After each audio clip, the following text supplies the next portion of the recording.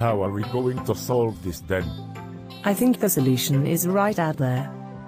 All we have to do is find it. Well, wasn't you sure it was simple enough for you, wasn't it, Tim? Huh.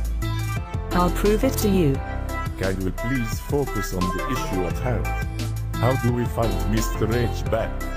We'll simply trace him using my newest invention, the precise motion unscrambler matrix. After which we simply send you guys to where HEIS using the translator I've been working on, comma. Transferator? That sounds so cool. See? I told you it would be simple. I do not believe things will be simple.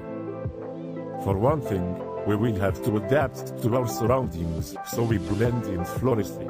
I'm onto that, Professor. Check out my optical gyrator and a light rod.